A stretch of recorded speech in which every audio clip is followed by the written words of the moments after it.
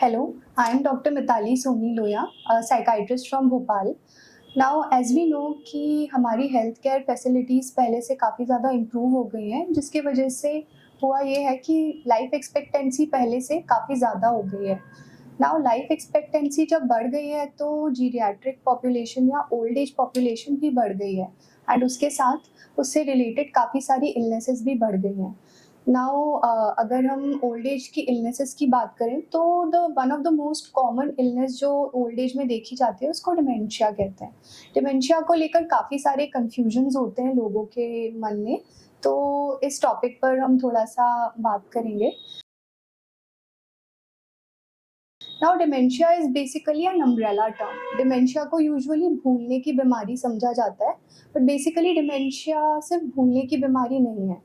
हम कैसे सोचते हैं, कैसे किसी सिचुएशन पे रिएक्ट करते हैं, normal day to day life में कैसे चीज़ों के साथ रिएक्ट करते हैं, कैसे बेसिक कैलकुलेशंस करते हैं एंड मेमोरी, हम रास्ते जो याद करते हैं, ये सारी की सारी चीज़ें हमारे कॉग्निशन में आती हैं।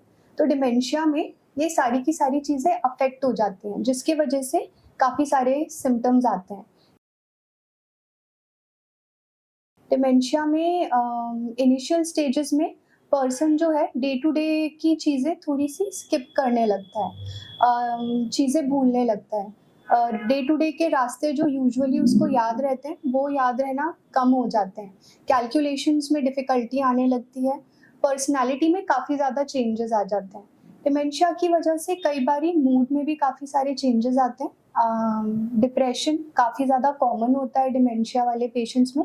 इनमें रेस्टलेसनेस और एंग्जायटी भी बहुत होती है। डिमेंशिया का बेसिकली डायग्नोसिस हिस्ट्री एंड कुछ टेस्ट्स के साथ होता है।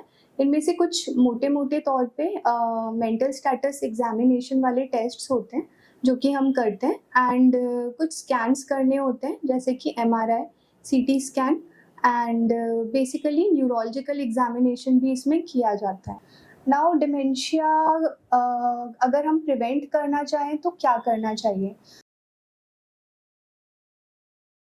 करंटली काफ़ी हमारी लाइफ़स्टाइल जो है वो बिज़ी हो जाती है, तो हमको डे टू डे लाइफ़ में एक्सरसाइज़ का टाइम नहीं मिलता।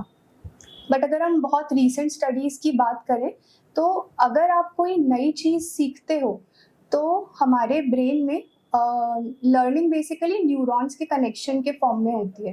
तो अगर आप कोई नई चीज़ सीखते हो, तो हमारे ब्रेन के न्यूरॉन्स में एक कनेक्शन बनता है। बट अगर आप कोई नई फिज़िकल एक्टिविटी करते हो, तो बिलियंस ऑफ न्यूरॉन्स के कनेक्शन बनते हैं। तो कोई ना कोई फिज़िकल एक्टिविटी अगर आप नई-नई सीखते रहते हैं, करते रहते हैं, तो उससे आपकी बेसिक कॉग्निशन इम्प्रूव होता है एंड आप डिमेंशिया को प्रिवेंट कर सकते हैं। दूसरा, एक बारी डिमेंशिया हो जाए तो क्या करना चाहिए?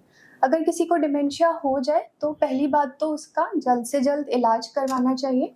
इलाज से ये होगा कि डिमेंशिया आगे प्रोग्रेस नहीं करेगा, जहाँ है वहीं रुक जाएगा। दूसरा डिमेंशिया के जो केयर गिवर्स या फैमिली मेंबर्स हैं, उनको कुछ बातों का ध्यान रखना चाहिए।